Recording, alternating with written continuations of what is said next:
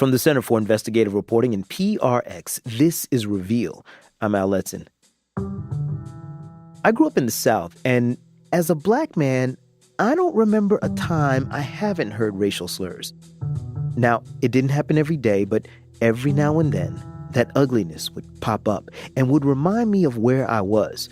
I don't mean the South, I mean America. We like to think that as a society we've come a long way, and we have, but lately, that ugliness that many thought we left behind seems to be popping up with more frequency. Before we get started, a warning. Some of the speech in the following story gets really ugly. Over the past 18 months, the people we've spoken with have reported hearing stuff like this. And then he said, I'll shoot as many black people as I want in the back. Dirty Muslims, terrorists. She said, why don't you go back to China or wherever you came from? Kick your ass back to your country, all you immigrants. Advocacy groups report rising incidents of Islamophobia, anti-Semitism, violence, and intolerance against the LGBTQ community. To dive into the numbers, Reveal is collaborating on a project called Documenting Hate. Last year, the nonprofit newsroom, ProPublica, started collecting accounts of hate speech and hate crimes across the country. Reveal's hate and extremism reporter, Will Carlos, dove into more than 4,000 of those incidents. As he sifted, one word surfaced early and forcefully. Trump. Trump, Trump, Trump, Trump. Trump, Trump. Trump. Trump, Trump. More than 300 people reported that they directly experienced or witnessed verbal attacks explicitly in the name of the president. Will followed up with more than 150 of those from 39 states, either by speaking with the victims or witnesses or by matching the incidents with news reports or other documentation. Here's more of what Will found out. The 45th president, Donald J. Trump, launched his political career by challenging the citizenship and legitimacy of the 44th president, Barack Obama. And people are trying to figure out why isn't he giving his birth certificate? It's not a birth certificate. Then, as he announced his campaign for the White House, he stereotyped Mexican immigrants. They're bringing drugs, they're bringing crime, they're rapists, and some, I assume, are good people. The first part of that message resonated with elements of Trump's base.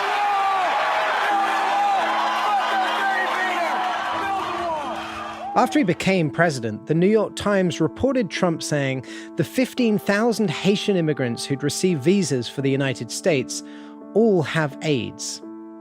CBS News reported Trump's remark that Nigerians who emigrate to the US only do so by leaving huts behind. Participants in a White House meeting on immigration say they heard the president use an obscenity to describe Caribbean and African nations. Trump's denied all of these statements, but here's how he criticized the lottery for US visas from people from developing countries. They're not giving you their best names. Common sense means they're not giving you their best names. They're giving you people that they don't want.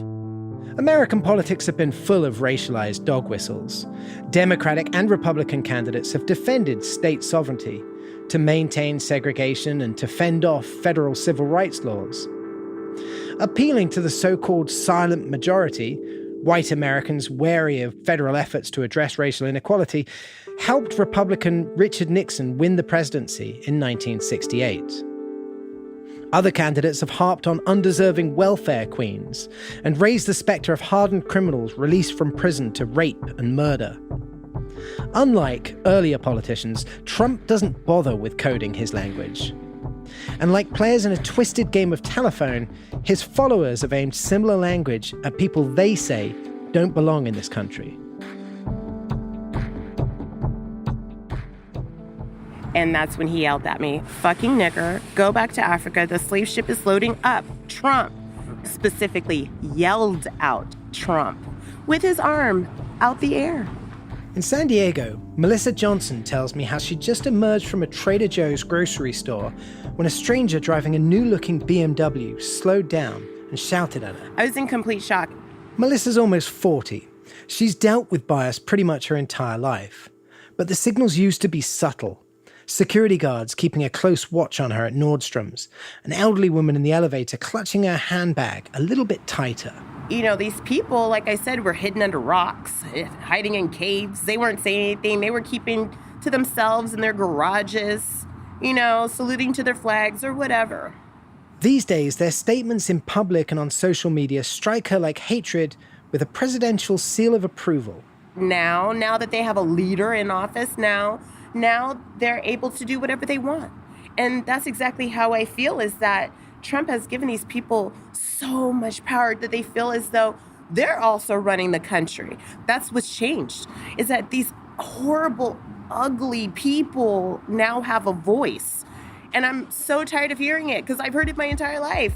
But it was whispers before. Now they're yelling. She says the words from the BMW driver stung.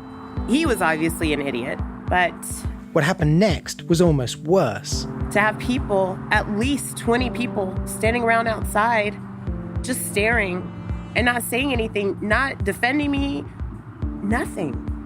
I was like, what? Really? Well, I guess I'm just gonna go back to my car. And I sat in my car and I cried. I cried. As I reported this story, one thing became very clear. When the most powerful man on earth Donald J. Trump makes a statement, is calling for a total and complete shutdown of Muslims entering the United States until our country's representatives can figure out what the hell is going on. his followers are willing to echo it out in the open. Fuck you and your family, you terrorist fuck. Video all you want. You're an Arab.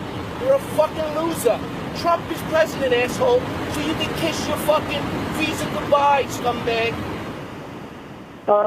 Honestly speaking, when somebody says something like that, you become like very hurt, and you just feel like, from this country, though you're citizens, like you're a citizen of this country, you're staying over here, you're doing everything for this country, you feel very bad. Mohammed Qureshi is a manager at a Washington, D.C. area Marriott hotel. He says that before, during, and after the election, he faced so many anti-Muslim taunts, he briefly changed his name tag from Mohammed to John. This is my home. This is my country. I can do anything for my country. But when somebody comes and says, you're immigrants, you have to go back, so that just made me like in tears. I was literally in tears a couple of times. Mohammed places the blame squarely on the new president. Since Trump did in his campaigns and everything, so it's like all the hatred is coming out now against the Muslims. As I called more than 80 people from California to Maine, they said they also believed their tormentors felt emboldened, empowered, granted impunity. I heard this from Muslims and Jews, from gay men and lesbians and Latinos and Asian Americans, even from a couple of white people who said they thought harassers singled them out just because they have thick, dark, curly hair. Why should it matter if people are shouting nasty things at each other and saying Trump's name when they do it? Well, beyond the lapse in common courtesy, words do hurt and scare people. I spoke with many who, like Melissa, felt deeply upset and unsafe after unprovoked confrontations with name-callers. There's also strong evidence that along with slinging hateful words, more people are acting on hateful intentions in the name of Trump. Remember, for example, how a protester was killed and dozens more people were hurt during a right-wing rally last August in Charlottesville, Virginia? Trump's words and Trump's targets have had a real-world effect in terms of crime. Heidi Beirich heads the intelligence project of the Southern Poverty Law Center. There are many instances in that data where the person committing the crime, the hate crime, was specifically inspired by Trump. They either use Trump's name, they have Trump on their social media feeds. There are indications that the connection is exact. The 150 cases I studied included several violent incidents, like one last February when a man on a scooter ran a gay couple off the road in Florida after screaming, "You live in Trump country now," or a case in Texas where a white man yelling, "This is for Trump," beat up a Latino man. Heidi says law enforcement agencies collect such inconsistent data on hate crimes, we simply don't know how many take place. The FBI only reports about 6,000 a year. The Bureau of Justice Statistics has been clear that there are about 250,000 hate crimes a year in the U.S. That research arm of the Federal Justice Department concedes that people also tend to underreport these crimes. The department describes these acts as physical harm and criminal threats based on race, color, national origin, religion, gender, sexual orientation, gender identity, or disability. White supremacists like Richard Spencer and David Duke rejoiced at the result of the last presidential election. To them, Trump clearly embodied their worldview that for America to return to greatness, white people would need to maintain their social, economic, and political power over people of other races. For the first time, we really saw a successful candidate coalesce extreme white nationalists into a real, tangible socio-political movement. Brian Levin, who heads the Center for the Study of Hate and Extremism at Cal State University San Bernardino, has spent decades studying trends in hate. He has a theory about why so many people who fear a changing America consider the 45th president an ally. 36% of Americans say whites are under attack. 14% say whites are under attack and people of color aren't because of demographic, political conditions, terrorism, immigration, and when they had an outspoken, unusual, iconoclastic leader, they found it in Donald Trump. I am not saying, this will be for historians to debate, about the president's own feelings. But what I can tell you is they've been interpreted by and a coalescing force for legions of white nationalists who have been organizing in ways that we haven't seen in decades. For this story, I left several phone and email messages with the White House and got no response. Some of the president's supporters pledged to act on their interpretations of what he said, including, at an extreme, the idea that America's a white country created by and for white people. Hail Trump! Hail our people! Hail victory! In various forms, that message has even made its way into the classrooms of kids as young as elementary school. And he said, "This is Trump's wall." 10-year-old Khalil Stevens Rosner tells me how, just after the election, a kid in his class stacked building blocks into walls so he could separate the white students from their black and Latino schoolmates in the Denver suburb of Arvada, Colorado. Khalil's parents, Jory Stevens and Tara Rosner, adopted Khalil and his two siblings about 7 years ago. Back then, this couple felt pretty hopeful about raising 3 black kids in a town that's 1% African American. You know, they had an amazing example of a president and how you should behave, and that president looked like them. And he was educated, and he took care of all people. The most recent election changed the social equation for all 3 Stevens-Rosner kids. Khalil's 13-year-old sister, Aliyah, describes what a classmate told her shortly after Trump became president. He said, "I'll shoot as many black people as I want in the back." Then this happened to the middle child, 11-year-old Chris. These kids, they thought it was funny to be saying like the N-word, and they started saying it around me. Like other families I've talked with, the Stevens-Rosners say what happened at their kids' schools reflects an atmosphere they call toxic. Tara, who's Korean-American, was adopted into a white family. She, her wife and kids like to visit her parents at their house, about 15 minutes away. Yes, somebody in our family wanted to hang the Confederate flag, and I said, "We're not coming over if you hang the Confederate flag, not while it's hanging, but never again." And they said, "But it's a symbol." And I said, "Correct, it's a symbol of hatred." Jory says the resurgence of symbols and language they object to requires a lot of energy to fight each day. You just need to push harder, and you need to make it better for your children, because they need to be able to live comfortably in the skin they're in, everywhere that they go. Because in the present atmosphere, hate crimes can follow hate speech. The fear born from that hate may be impossible to measure, but it's enough to keep 10-year-old Khalil Stevens-Rosner awake and worried. Like at nighttime, I think about like what could happen if Trump really did succeed in what he was planning to do, which he hopefully won't. What do you think Trump wants to do? I'm gonna say it like this. He's trying to create a white world. Reveal's Will Carlos brought us his story. Special thanks to our partners on this story, ProPublica. They put together an animated video you can see on our Facebook or Twitter feed. When we come back, we hear from a Trump true believer who helped pave his way to the White House. Politics has always been brutal in the United States. Americans love a fight. You're listening to Reveal from the Center for Investigative Reporting and PRX. Hi, I'm Alex. And I'm Ian. And we're here today to tell you about Bombas socks, which are supporting Reveal this week. Bombas socks are great because they not only support your feet and Reveal, they also support a great cause. For every pair of socks that you buy, they also donate a pair to homeless shelters. And socks are the #1 most requested item at homeless shelters. Yeah, they have donated over 5 million pairs so far. Wow. And these are not just average socks. They have innovative arch support, seamless toes, super soft cotton, and cushioned footbeds. I like to mismatch my socks. I like to have different colors. And the good thing about Bombas socks is that I can mix and match, but I still have that consistent support, that consistent feel. So save 20% off today by visiting bombas.com/reveal. That's BOMBAS.com/reveal and enter reveal in the checkout code space for 20% off.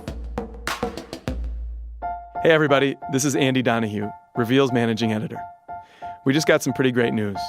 2 of our ace reporters, Amy Julia Harris and Shoshana Walter, were named finalists for the highest award in journalism, the Pulitzer Prize. Last fall, Amy Julia and Sho brought you a story about judges sending drug defendants to rehabs that were little more than work camps. Men were forced into grueling, dangerous work at chicken plants, and they weren't even getting paid. Now, I get to work with these 2 reporters every day. They're relentless, and they're great teammates. They're staying on this story, and you can too. Sign up for our weekly newsletter. It's easy. Just text the word newsletter to 63735. Standard data rates apply. Again, text newsletter to 63735. From the Center for Investigative Reporting and PRX, this is Reveal. I'm Al Letson. Before the break, we heard from Will Carlos on how some of President Trump's supporters feel inspired to spread hateful messages. Will tried to reach the president for comment, but the White House didn't respond to his calls and emails.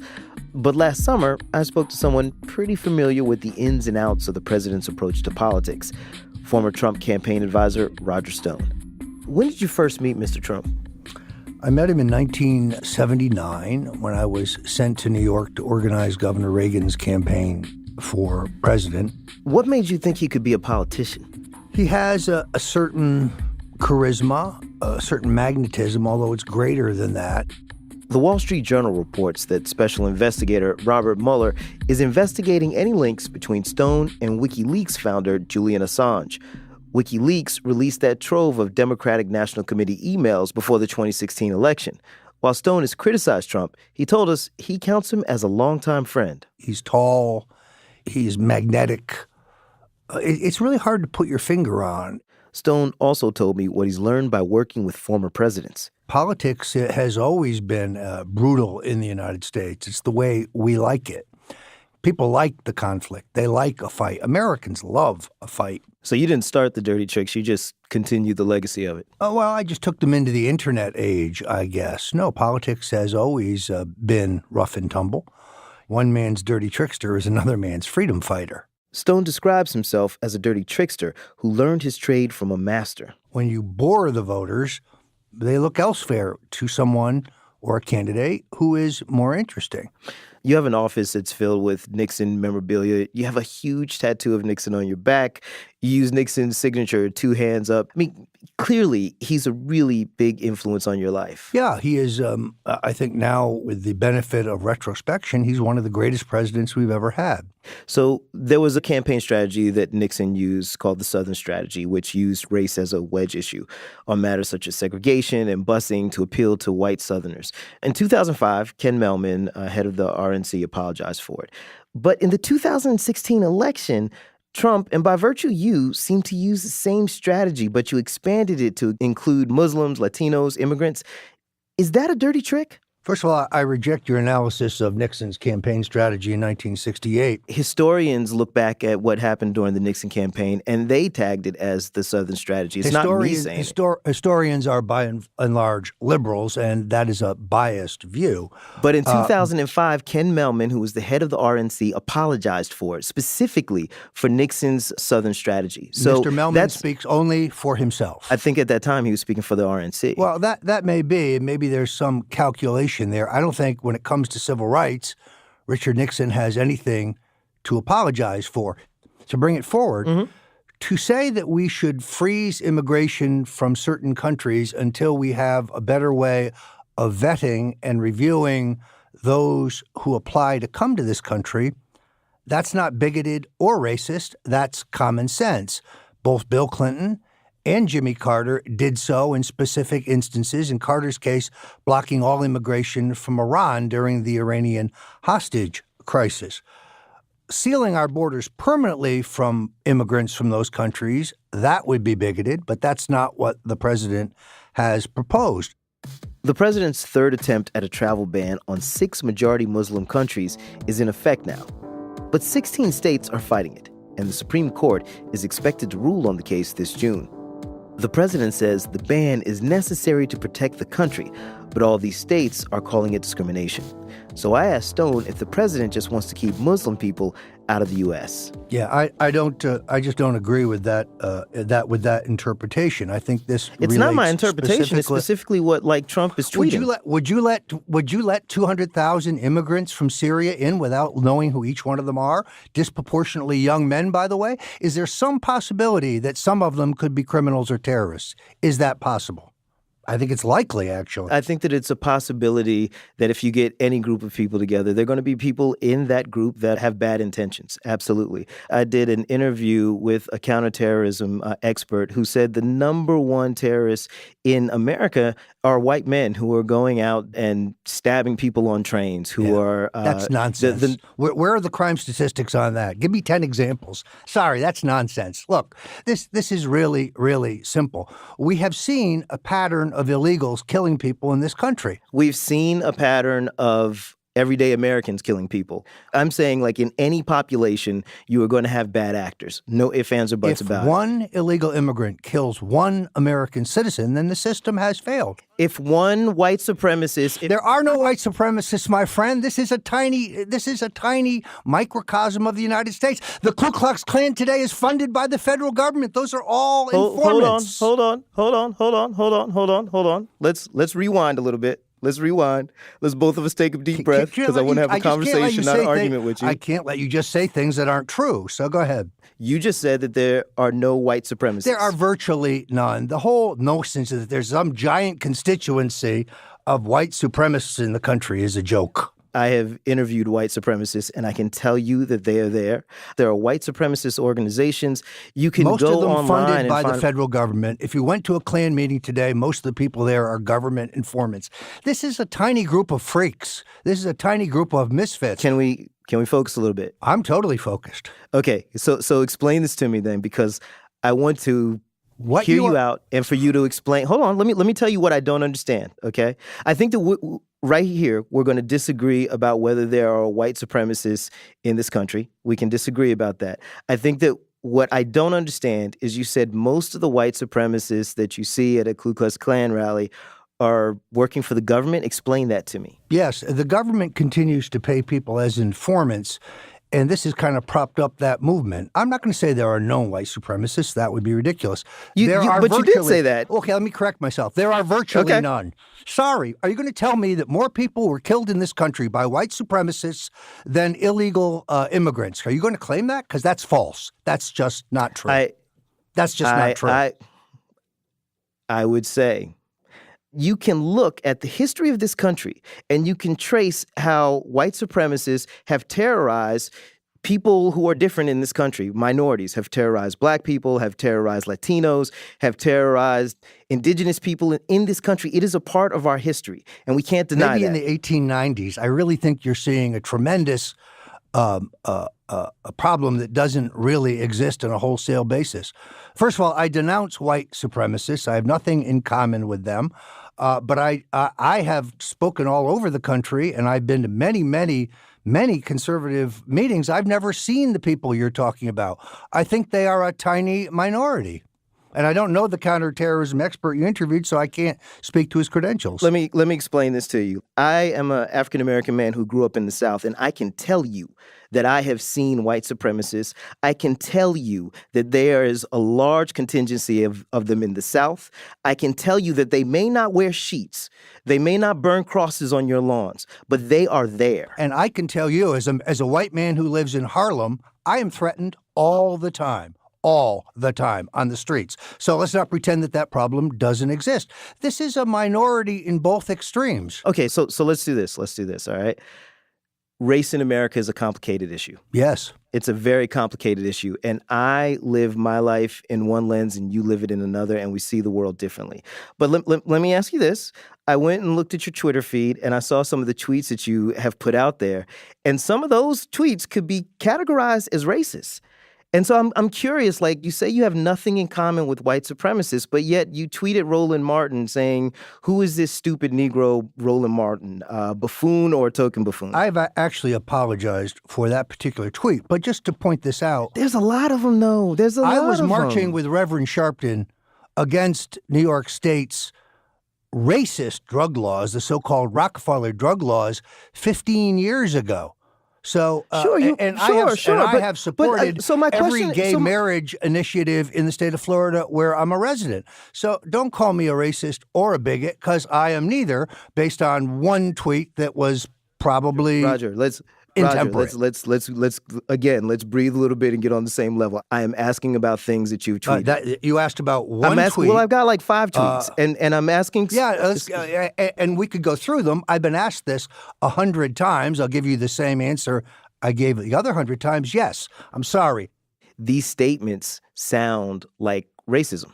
I see. Have you ever said anything you regretted in your long career or in your shorter career? Oh my goodness! I have absolutely said plenty of things that I've regretted. Me too. And I've apologized for it. And I have apologized for that. It was intemperate, and it was an error.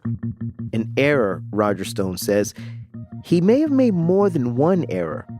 A couple years ago, he claimed that pro-Trump Russians were behind emails that WikiLeaks released during the 2016 Democratic National Convention. That's why Special Counsel Robert Mueller is looking into Stone as a part of his investigation into Trump and Russia. Why should we believe you? One of Stone's rules is deny, deny, deny. So if that's one of your rules... Well, unless you have some evidence to the contrary, you don't have to believe me. You don't even have to have me on your radio program. I put it out there. If you have some proof, I'd like to see it. That was former Trump advisor Roger Stone. To hear my full interview with him, check out our podcast.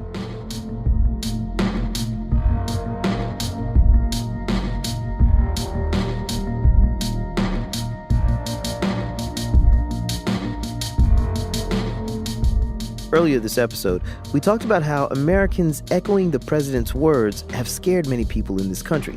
Some people who work under Trump feel that way too. We found ourselves almost sort of whistling past the graveyard, trying to talk ourselves into feeling like it won't be as bad as we feared that it might be. Sharon McGowan was a senior attorney at the Justice Department's Civil Rights Division when Trump entered the White House and appointed Jeff Sessions as Attorney General. Given some of the things that both men have said and done, Sharon was worried about everything from LGBT rights to whether the government would abandon efforts to deal with police violence. Since then, Jeff Sessions has overseen some big changes, and morale in the department has plummeted. Reveals Aaron Sankin has been looking at how all of this could affect civil rights in America.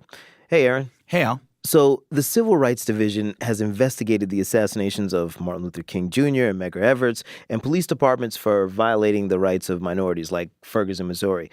What's the difference under President Trump and Attorney General Sessions? So recently, a document leaked out of the Justice Department, and it showed Sessions' 5-year plan for the agency.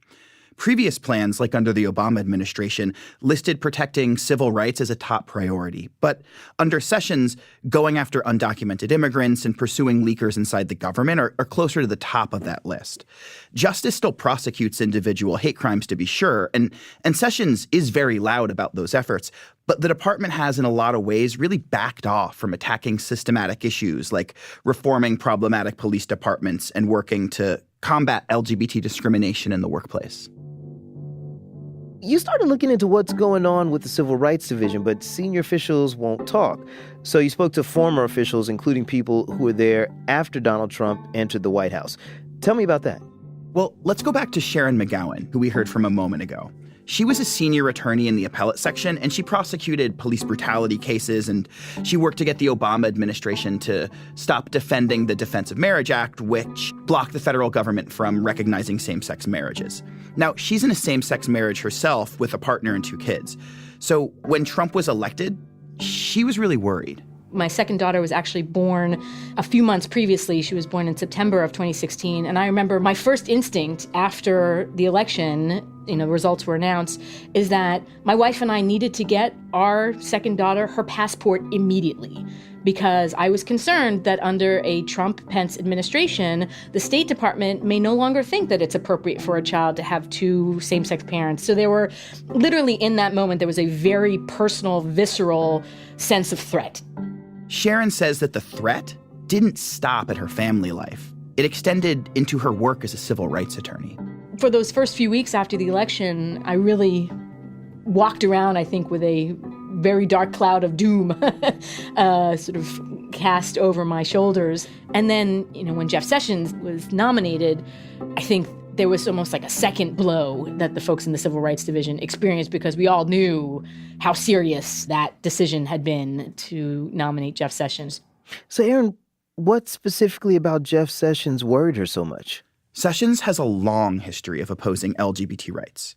As a lawmaker, he supported a constitutional amendment banning same-sex marriage, and he voted against expanding the definition of hate crimes to include attacks on people based on their gender or sexual identity. And obviously there are concerns about his record on race, right? Those concerns have dogged Sessions throughout his long career in government. They even caused him to lose out on a nomination to become a federal judge back in the 1980s. So it's understandable that Sharon was worried. Knowing sort of that there was such a sort of broad antipathy in his record to civil rights, I knew that in particular I would be really in the hot seat with respect to this new administration's agenda, and in particular Jeff Sessions' anti-civil rights agenda. So what did Sharon decide to do? Well, she left. She joined Lambda Legal, which is a nonprofit that's challenging Trump over LGBT rights. But the decision, it was really tough on her. Sharon even got a little emotional telling me about the day she told her supervisor she was resigning. It's funny that it's almost a year and a half later and I'm getting choked up, so sorry about that. But that night, it was interesting because I was home and I was watching one of the TV news programs, and that night was when Acting Attorney General Sally Yates informed the president that the Justice Department would not defend the Muslim ban. In a dramatic letter to department attorneys, she questioned whether the immigration ban was consistent with this institution's solemn obligation to always seek justice and stand for what is right. And I remember thinking, that's my Justice Department. Maybe I jumped ship too soon. Like, there are good people that are left at the Justice Department who won't just hand over the keys and let it all go to pot. And then, of course, we all came back from commercial break and found out that Sally Yates had been fired. Sally Yates, according to the White House, has betrayed the Department of Justice by refusing to enforce a legal order. And I felt in some ways like it was the universe trying to reassure me that, I hadn't jumped ship too soon, that I wasn't overreacting, that my concerns were well placed. So it sounds like Sharon made the right decision for her, but I'm curious, are there people still working in the Justice Department that feel the way she does now? Al, I was wondering that myself. So I filed a Freedom of Information Act request to get the results of these opinion surveys taken by all Justice Department employees. There were questions about how they liked their jobs or their perceptions of their bosses, just basic work stuff. And I started comparing the results for people in the Civil Rights Division between 2016 under Obama and 2017 under Trump. The difference was striking. So for the question, my organization's senior leaders maintain high standards of honesty and integrity, the percentage of people answering yes dropped from about 70% to just 42%. For the question, I have a high level of respect for my organization's senior leaders, positive responses experienced almost an identical drop. And again, this all happened within the span of a single year. Yeah, but I mean, come on. Administrations change, and especially if there's a switch in parties, I can imagine that there's always a little tension in the transition. What's different about this situation? So, yeah, the White House does change hands from party to party, and different parties do have different ideologies. And all of that does have a real effect on the Justice Department. I actually spoke about this with a guy named Jerry Hebert. Now, Jerry works at the Campaign Legal Center, but before that, he worked in the Civil Rights Division under 5 different presidents. He actually started under Richard Nixon, which, from how he tells it, seems like a bit of an adventure. Oh, boy. The morale was quite high. We were really, in the Civil Rights Division, really rolling along for several months. And then within a few months after I started, we had the famous Saturday Night Massacre. If you remember your history, the Saturday Night Massacre was when Nixon basically decapitated the Justice Department. He did it by firing the top leadership as part of an effort to bury the Watergate investigation. He fired the special prosecutor, too. The whole Justice Department was in an uproar, and frankly, it took a few years for the Justice Department to kind of get back on its feet. Things were pretty crazy under Nixon, but Jerry says there is nothing he's ever seen that compares to what's happening under Trump. Sure, I felt that some administrations more vigorously wanted to enforce the civil rights laws, but none of the administrations that I mentioned really wanted to undermine the very laws that we were supposed to enforce. With the Trump administration, I think that's what's happened. You have people who are there who have come in as political appointees, temporarily running the Civil Rights Division, who really don't believe in the law. And so it isn't that they just aren't going to enforce it. They are actually going to try to take steps to undermine it and weaken it at every opportunity. Aaron, can you give me some specifics about what he's talking about here? One of Jerry's big concerns here is about voting. First, there's the way the Trump administration reversed the government's position in a whole bunch of important voting rights cases. There's also the fact that Trump keeps putting forward these allegations of massive, widespread voter fraud. Like just a few weeks ago, he repeated these claims that millions of people, including a whole bunch of undocumented immigrants, had voted illegally in 2016. In many places, like California, the same person votes many times. You probably heard about that. They always like to say, oh, that's a conspiracy theory. Not a conspiracy theory, folks. Millions and millions of people. What's done that really damages the democracy as an institution in our country is that comments like millions of illegals voting, the false claims of voter fraud and the rest, they really serve to undermine the legitimacy of the government and our election system. And just for the record here, there is no evidence at all that there is massive, widespread voter fraud happening in America at that scale. None. So we see what these surveys have to say, that respect and leadership has really gone down. But what's Jerry and Sharon hearing from their contacts within the agency? They both say that there's a lot of fear in there. Sharon says sometimes it sort of feels like people are living in the Cold War. I recently had coffee with a couple friends, and I described it to someone later as feeling like they were on the East Berlin side of Checkpoint Charlie, and I was on the West Berlin side, and I was calling over the wall to sort of, let them know to not give up, that we hadn't forgotten about them, because there's this tremendous sense of demoralization, and I think every lawyer in the Civil Rights Division is probably going through that weighing process every day of, do I stay, do I go? While Sharon did quit, she says she's supporting the people who are staying put. And Jerry's doing the same thing, encouraging people to stick around and fight the good fight. I have encouraged people who are in the Civil Rights Division today not to leave. But what I've also encouraged them to do is to talk to people about what is going on inside the Civil Rights Division. I mean, many of them are afraid and will not talk to the press. Many of them will not talk to people like me over the phone because they feel their phones are going to be tapped. But ultimately, I think that they should be doing that. It does take a certain amount of courage to stand up for what you believe in And if you're not going to do that, then you're just really taking up space, which is not necessarily a bad thing because the space you're taking up could be taken by somebody who would really do bad things.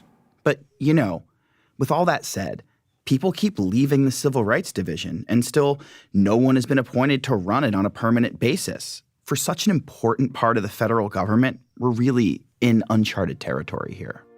That's Reveal's Aaron Sankin. He and Will Carlos write the weekly hate report on our website.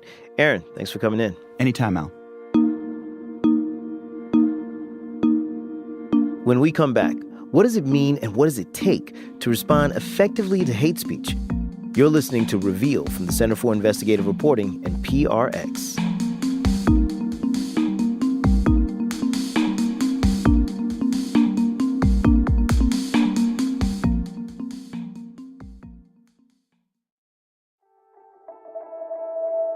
From the Center for Investigative Reporting and PRX, this is Reveal. I'm Al Letson. Imagine you're in a public place, on a sidewalk, or at a shopping center, or in a subway train. A person within earshot starts shouting at somebody else who doesn't look like you. The words sound kind of familiar, like a not too distant memory. Get him the hell out of here, will you, please? Get him out of here. Throw him out. The shouter is close enough for you to see now, echoing those words. I was coming home on the 7 line, which goes from Midtown Manhattan into Queens, and there was a gentleman that was being loud and disruptive, and he was on a rant, a pretty epic rant about how Donald Trump was going to kick all of the dirty immigrants out of the country. What would you do when you and other people on the subway see and hear this guy? Elizabeth Kensek, an actor and musician with a day job in tech, is right there. The tension grows as he goes on and on, she says, and the man seems to search and narrow in his focus on whoever he found on that train car that was different. And it happened to be 2 women that were sitting across from me who were Asian. Elizabeth has a safety pin on her jacket to signal she doesn't go for racial name-calling. I heard about this safety pin idea, which was to visibly wear a statement on your clothing that said that you were a safe person to come to if there was a threat or a conflict. And I thought it was a cool idea, and I happened to have a safety pin floating in my purse and just kind of threw it on my jeans jacket. I just wanted to visually represent that Trump wasn't my fault, which is such a liberal lady thing to say. On the subway, she makes up her mind to do something. I kind of looked around to see what other people were reacting to, what they were seeing, and I met eyes with a guy that was down the way who also happened to be wearing a safety pin. I kind of motioned like I was going to stand up, and he stood up too, and we just put ourselves between this guy who was ranting and these 2 women and turned our backs to him. Nobody recorded Elizabeth's experience on the subway. All over YouTube, though, people have posted footage of other transit passengers speaking up against slurs and protecting their targets. Because he looks Indian Muslim? Is that what it is? Yes. We're all in this together. You're a grown woman, and you defend your brothers and sisters, because that's what you are. If you're a part of this country, you're brothers and sisters with everyone. The guy who was ranting in Elizabeth's train car finally left. But all these standoffs don't end the same way. This happened last May at a light rail station in Portland, Oregon. Police say this man verbally attacked a Muslim woman on a train, and that when Good Samaritans came forward to help, he stabbed them to death. Standing up to hate can get you killed. Along with Elizabeth, the safety pin wearer, activist Marissa Johnson joined me in the studio to talk about what it means to act like an ally in these times. People disagree about the most effective ways to do that. The safety pin has been criticized as an inadequate, empty response to a systemic problem. Marissa and a business partner clap back at that symbol with what they call the safety pin box. Each month, subscribers pay up to $100 for assignments from people of color about how to resist structural inequality. There's a whole lot of allyship that doesn't have any meat behind it, no teeth, right? But it seems to me that what was going on the subway was a little bit different because, Elizabeth was actually putting herself in the line of danger. There's this illusion that if you face one, even moment of danger, that it's let's give you a badge and a star. Right. And, look at all these great things that you did. And the reality is our lives are on the line all the time. And so if you're going to enter into this work with us, A, it has to be with us. There's no white saviors. It has to be informed by us. And B, it needs to be strategic so that you actually don't put us more in harm. Yeah, I hear that.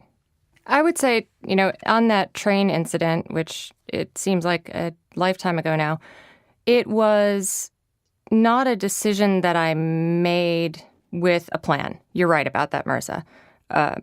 I saw somebody who was in distress, two women who were in distress who were fighting to not cry in the face of this bully. And, I got up, I made eye contact, I mouthed to them, "Are you okay?" They said yes. I said, "I'm going to stand here." And they said yes.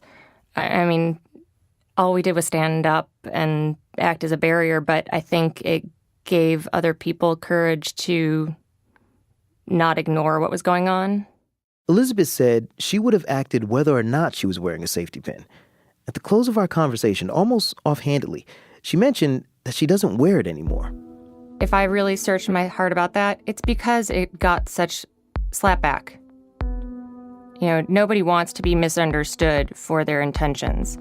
And that connotation with the safety pin and it just being a flippant display of involvement was not what I wanted to portray. Marissa wasn't thrilled with the way the subway incident played out. What Elizabeth described is that, more people, as she put it, are doing something, and that's a good thing. And that's not true. I wanted to know more about why she said that because, Elizabeth was trying to help. So Marissa and I talked a second time. From the last conversation, it felt like the only way that someone can be in allyship is to do it strictly the way that you kind of lay out. So can you tell me, what's your philosophy or what's your thoughts about how allyship should work?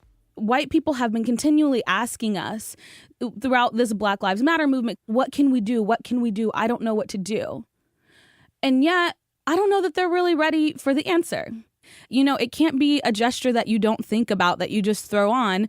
If you are actually committed to yourself and your children and our communities living in a different world, that's a lifestyle, and you have to make a lifestyle change. And it has to be accountable to the communities that you say that you want to serve. Marissa bases her business model on the idea of accountability. In the last year, she says the Safety Pin Box has distributed over $200,000 to Black women activists. Without apology, Marissa and her business partner call what they're doing a form of reparations and a way to monetize white guilt. We live in a country where everybody is paid for their work, or is supposed to be.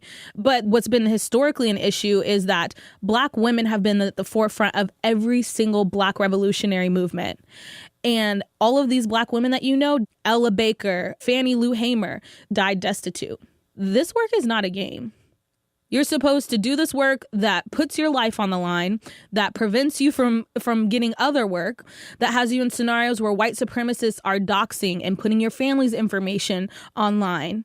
And we just don't believe that the solution to problems that arose out of slavery is doing another form of slavery. So let's just say in an imaginary world, I'm a white person. I see somebody acting really racist towards another person of color, and I feel like I need to do something. And maybe I don't do anything in my regular life to change anything, but this thing really makes me uncomfortable, and I feel like I need to step up and do something. What would you say to that person? Well, I would say that the core goal, I hope, in that is to ensure the safety of whoever's being harmed in the situation. And part of how you would want to do that is to de-escalate the situation. You can go up to him and be like, yo, the Seahawks had a horrible game, or did you watch that Super Bowl? Or, what did you think of this movie? There's all these different ways that you can, try to distract this person, right? That will accomplish the same goal. It felt like in the previous conversation that you were saying that people should not get involved in those situations unless they understand specifically how to be a good ally. I think when people say, oh, I got to do something, it's not necessarily driven by their actual capabilities to help de-escalate the situation. It's driven by their discomfort of being faced face to face with this person being belligerent and racist. The thing is about being equipped, right? I'm always going to hope that before you jump out of a plane that you've had some training on how to release your parachute, right? The safety pin is supposed to signal that you're going to be an interventionist of some sort. And the thing is if you think that you might ever be in that position ever, take some precautions and think through the process. To make sure the victim's safety and well-being always matters most, Marissa also hopes would-be allies who say they want to take a stand will think about what they've been willing to accept up until now. It's similar to the reaction that people have with Trump, right? Like, people thought Trump was kind of funny and he's okay or whatever. But now part of the reason why you see people kind of falling back a little bit is because now it's undeniable. It's in your face. And white people are really uncomfortable with that, even if they're okay with racism on the day-to-day. If you're not already doing work in your life, that's not something that's important to you, then you're okay with a society that maintains white supremacy. You're okay with a society that creates these people and allows them to flourish. But what you're not okay with it is being confronted on the subway, with having to see it, with having to hear it, with having to be uncomfortable. Activist Marissa Johnson is a co-founder of the Safety Pin Box.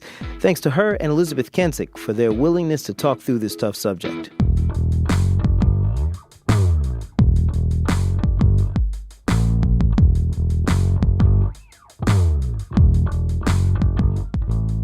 Michael Montgomery, Kat Schutnick, and Amy Walters produced this week's episode. Cheryl Duvall edited our show. Thanks to Reveal's Andy Donahue and John O'Leary for their help this week. Special thanks to ProPublica for running the Documenting Hate project and for creating a special animated video for this project. You can see it on either of our Twitter or Facebook accounts. Our production manager is Mwende Anaosa. Our sound design team is the dynamic duo, Jay Breezy, Mr. Jim Briggs, and Fernando My Man Yo Aruda.